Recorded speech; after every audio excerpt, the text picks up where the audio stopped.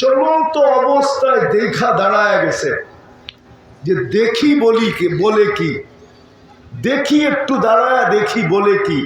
হাদিস তো এটাও বলে হুম জালিসুন লা ইয়াশকা জুলাসাউহুম, এই মজমা ওই মজমা, এদের সাথে যে সংযুক্ত হবে তাকেও মাফ করে দেওয়া হবে।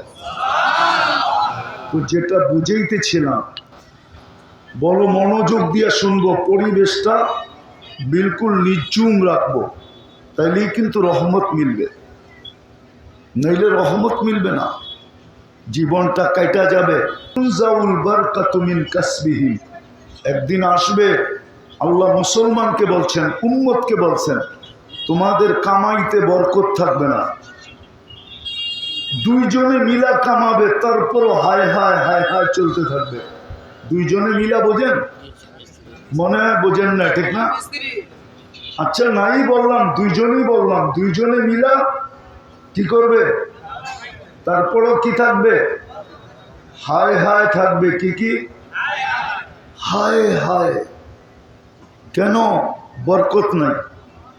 আর যদি বরকত থাকতো তাহলে একজনে কামাইতো, কয়জনে?